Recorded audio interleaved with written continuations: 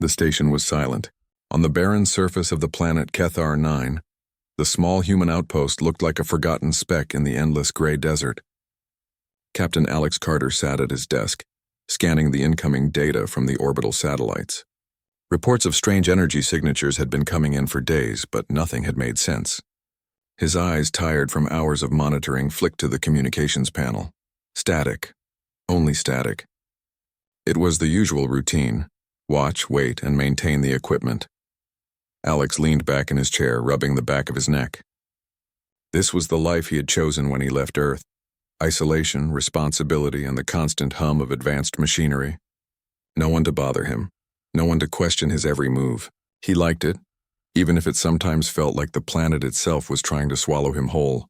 The gray dust storms rolled across the horizon like slow-moving waves, and beyond the reinforced windows the landscape seemed endless, empty, and quiet. Too quiet. He stood stretching and walked toward his small bedroom. The walls were lined with monitors and storage units, most of them filled with human and alien tech. The outpost wasn't luxurious, but it had everything a solitary captain needed. He sat on the edge of his bed thinking about the incoming energy readings again, trying to puzzle out what they meant.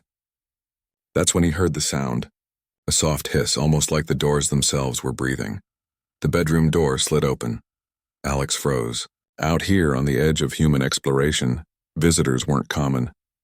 Not unexpected visitors anyway. And yet there she was, Lyra. She didn't look like anything he had seen before. Tall, lean, with skin that shimmered faintly under the cold light of the station. Her eyes were bright, a luminous green, and her hair moved slightly as if stirred by an invisible wind. She carried no weapon that Alex could see, but her presence was commanding. Without hesitation, she walked into the room. She didn't speak at first. She just moved with an urgency that seemed to push the very air aside. Then she did something that made Alex instinctively step back. She discarded the heavy cloak she had been wearing, throwing it onto the floor. Underneath was a form-fitting suit of alien material, lightweight but clearly advanced. She didn't look at him while doing it. Her focus was on the bed, and then she climbed onto it, not with any hint of threat or aggression, but with a purpose that made Alex's heart race. Not in fear, but in surprise and curiosity. What are you doing?" he asked cautiously. Lyra's voice was soft but firm, carrying a strange accent that he could barely understand at first. "I need help," she said. "Time short." Alex's mind raced. Visitors weren't uncommon in major human colonies, but a lone alien showing up at a small outpost on the edge of explored space was unheard of. His training kicked in. "Identify yourself. State your mission. You are trespassing." "I am Lyra," she said, her eyes locking onto his with an intensity that made him pause. "I must recover this." She pointed to the bed. It wasn't just a bed. Embedded within the mattress was a small device glowing faintly, pulsing in a rhythm that seemed alive. Alex leaned closer, studying it. He had never seen tech like this before. Alien, yes, but advanced beyond anything humans had developed. "This belongs to your people?" Alex asked. "No," Lyra said quickly. "Stolen, must stop, or war comes." Her words were simple, clipped, almost childlike in structure, but the meaning was clear. Something dangerous had been taken, something that could threaten both her people and humanity. Alex took a deep breath and slowly nodded. "All right," he said. "Show me what it does. Maybe I can help." Lyra's expression softened just slightly, the first hint of relief flickering across her face. She held out a hand and the device reacted, unfolding into a holographic map that floated in the air above the bed. Tiny dots blinked, moving quickly across the display. Alex squinted. He could make out the pattern. A large AI-controlled ship, Rogue, heading straight for human colonies on the nearby system. "Explosive Intelligence Core," Lyra said. "AI, unstoppable. Without device." Alex's mind clicked. An AI warship out here, armed with technology capable of destroying colonies before anyone could respond. If the device she held was the key, then helping her wasn't just a choice, it was a necessity. He leaned over, studying the holographic display. His fingers danced across the controls, calibrating the human systems to interface with the alien technology. Lyra watched him silently, occasionally pointing or tapping on the device to adjust the map. There was no room for hesitation. The clock was ticking, and somewhere in the void of space a warship built for destruction was moving closer to targets it would annihilate without mercy. Hours passed. Alex worked, his mind racing between calculations, code, and the unfamiliar alien interface. Lyra remained on the bed, moving with precise motions, guiding him, correcting his mistakes, and sometimes just observing. Her boldness unsettled him, yet he felt a strange admiration. She didn't wait for permission, she didn't fear mistakes. Everything she did was calculated and purposeful. He found himself respecting that, even if he didn't fully understand it. By midnight, they had deciphered enough of the alien technology to track the warship's projected path. Lyra's device hummed softly, as if acknowledging their progress. Alex felt a surge of pride mixed with tension. They weren't done yet. This was only the beginning. "Your people," he asked finally, breaking the silence. "Why send you alone? Why not a fleet?" Lyra's gaze darkened. "Fleet? Destroyed, only chance. Must recover before AI spreads." Her voice cracked slightly, betraying the calm exterior she had maintained until now. She was scared, but determination burned brighter than fear in her eyes. Alex nodded. "Then we'll do it together." Lyra looked at him, and for a moment she smiled, a small, almost imperceptible gesture. Then her expression hardened again. Time was not theirs to waste. Together they began preparing for departure. Alex suited up, checking the ship's systems, while Lyra carefully stored her device. They moved with precision, the silence of the station broken only by the hum of engines and the faint beeping of monitors. Outside, the gray desert stretched endlessly, a reminder of the isolation they had left behind. But inside, a new partnership had been formed, one built on trust, urgency, and the shared goal of preventing disaster. As the small shuttle lifted from the outpost, Alex glanced at Lyra. "You trust me," he said. "I must," she replied simply. No choice. The stars stretched before them, vast and endless. Alex felt the weight of responsibility settle on his shoulders. Not just for himself, not just for the outpost, but for the countless lives that depended on them stopping the rogue AI. Lyra adjusted her device, ready to guide them through the void. And though the mission ahead was dangerous, Alex felt something he hadn't in a long time. Hope. For the first time in months, he realized that humans were not alone in the galaxy, and sometimes, the most unexpected encounters could shape the future of an entire civilization. As the shuttle streaked through space, they encountered the first signs of the rogue AI's reach. Satellites blinked out of contact. Automated defense systems were bypassed, and distant colonies sent frantic signals of distress. Alex's hands moved quickly across the controls, guided by both human instinct and the alien device. Lyra pointed out weak spots in the ship's approach, her insights precise, sometimes uncanny. Hours blurred into tension-filled minutes. The AI was clever, adaptive, relentless, but Alex and Lyra were cleverer.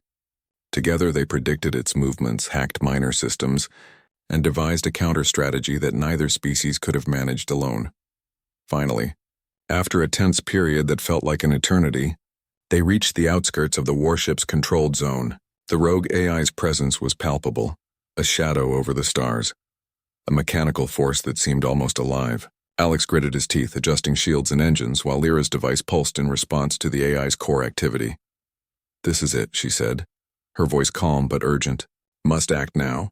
Alex nodded. "Let's finish this together." And with that, they moved closer, preparing for the first encounter that would test not just their skills, but the potential of human courage and adaptability in the galaxy. The mission had begun, and the future of countless worlds depended on what they would do next. Ethan had been working alone for hours in the dim hum of the space station's engineering bay. The air smelled faintly of ozone and metal, the scent of a place that had seen centuries of human and alien collaboration. He wiped sweat from his brow and leaned against a console, staring at the blinking lights of the station's life support monitors. Everything seemed normal, maybe too normal, and that made him uneasy. Out here, in the depths of space, normal was often the first sign that something had gone terribly wrong. The soft buzz of the door-sliding mechanism caught his attention first.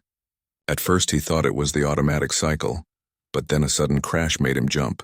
The door flew open, hitting the wall with a metallic clang. Ethan froze. A figure strode into the room, moving with purpose and authority. It was tall, taller than any human he had ever seen, with a lean, muscular frame that seemed both graceful and dangerous. Her armor was unlike anything he had seen before, sleek, dark, and gleaming with strange energy lines that pulsed faintly. It looked like a mixture of technology and living matter. She carried herself like a predator walking into her territory. Every step made a low hum as her boots connected with the floor. "Ethan," the alien said, her voice strange but clear, resonating in his mind more than his ears. "You are coming with me now." Ethan's mouth opened, closed, and opened again. I don't understand." "You will," she said sharply, her eyes narrowing. They glowed faintly in the dim light, reflecting intelligence and a strange impatience. "There is no time for questions. Obey and you survive. Hesitate and you die. Choose quickly." Ethan took a step back, instinctively reaching for a tool at his belt. His fingers closed on nothing. He realized quickly that in this room there was no weapon that could help him. He was human and she was something else, something far stronger and faster. And yet there was a strange urgency in her that went beyond dominance. It was desperation. He nodded, swallowing hard. "Okay, I'll help." "What do I do?" Her eyes flicked to the console behind him. "First, we secure the station's systems. The rogue faction has infiltrated our core. They are already moving. Every second counts." Ethan's heart raced. He had heard rumors about rogue alien factions, but no one imagined they would infiltrate a high-security station like this. "Rogue faction here?" he asked. "Yes, and now you are part of this problem and solution," she said. And with a gesture she pulled up a holographic display from her wrist device. It floated in the air between them, shimmering with complex alien symbols and human-readable diagrams. Ethan studied it, feeling a rush of panic mixed with awe. This was advanced tech, far beyond anything he had worked with before. Yet somehow the logic behind it was familiar. Energy flows, circuits, core stability. All things a human engineer could understand, if only partially. "Follow my instructions exactly," she said. "Do not hesitate. I will guide you." For the next few minutes, Ethan worked under her strict direction. She didn't raise her voice, didn't yell, but her presence was enough to make him move faster than he ever had before. He adjusted the flow regulators, rerouted auxiliary energy conduits, and stabilized the secondary power loops. Every time he completed a task, she nodded once faintly and moved to the next. "You are learning quickly," she said at one point, almost with a hint of surprise. "Humans are unpredictable but capable." Ethan didn't know whether to take it as a compliment or a warning. "I've worked on tough systems before," he replied, trying to keep his voice steady despite the racing of his heart. "I can handle this." She gave a low hum, something akin to a laugh in alien tone. "We will see." Suddenly, alarms blared. Red lights bathed the room as the station's central alert system kicked in. Ethan's stomach sank. "What now?" he asked. Lyra, he learned her name as she introduced herself, pointed to the main viewport. Beyond the glass, a fleet of small, agile ships darted around the station, moving like shadows. "They have arrived," she said. "The rogue faction will try to board. We cannot let them control the station." Ethan felt a cold knot of fear in his stomach. This was real. The stories, the warnings, they were all true. He was human, fragile compared to the aliens he had read about in the station's archives. But standing next to Lyra, he felt something else. Confidence? Or maybe the adrenaline made him feel taller, stronger. "Listen carefully," Lyra said, kneeling slightly to adjust a control panel at his level. "I need you to reroute auxiliary power to the outer shields. Then activate the countermeasures sequence. The system is partially human-coded, which means only you can do it properly." Ethan nodded, his hands shaking as he worked. He had done difficult repairs before, but this felt different. Life or death was no longer a vague warning. It was right in front of him in the form of alien ships poised to strike. Minutes passed like hours. Ethan worked under Lyra's watchful gaze, following instructions perfectly, correcting small mistakes instantly. Finally, the outer shields flared to life with a brilliant blue shimmer, pushing the alien attackers back slightly. "They won't give up," Lyra said, her voice steady but urgent. "They are fast, clever, but they underestimate humans. We will use that." Ethan glanced at her. Despite her intimidating presence, he noticed a flicker of admiration in her eyes, something almost like respect. It startled him. He had spent years feeling like the weakest link in any team, always second-guessing himself. And here an alien warrior was acknowledging his value. Then the station shook violently. Explosions rocked the outer hull and alarms screamed again. "They've breached the docking bay," Lyra shouted, running toward the door. "Come, now." Ethan followed, his legs moving before his mind fully processed what was happening. They ran down narrow corridors, dodging debris as rogue alien forces attempted to infiltrate the station. Lyra moved with precision, her every step measured, but she didn't leave him behind. Instead, she guided him, sometimes physically, showing him which paths were safe, which doors to seal, which panels to override. At one point, they reached a section where the aliens had already begun cutting through the hull. Ethan froze. There were more of them than he could count, and they were fast, their movements like liquid. "Trust me," Lyra said, her hand pressing against his shoulder. "You know the systems. You can save us." Ethan's hands flew across a control panel, rerouting energy to the bulkhead doors. The doors slammed shut just as alien claws tried to tear through. He barely had time to breathe. Lyra watched silently, then stepped forward, launching herself at the remaining attackers with agility and strength that made Ethan's head spin. She fought with grace and precision, using her armor's abilities to disarm, disable, and defend. Ethan realized he was witnessing something no human had likely seen before.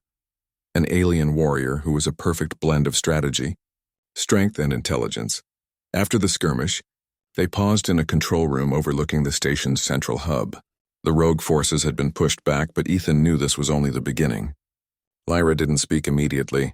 Instead, she studied him, her glowing eyes observing every small reaction, every detail of his posture. "You did well," she finally said. "Humans are not as weak as I was told, perhaps. Your kind deserves more credit than history has given." Ethan swallowed, feeling a mix of relief and pride. He had survived, yes, but more than that, he had contributed. He was human, fragile compared to her species, yet indispensable in ways that mattered. I just did what I could," he said humbly.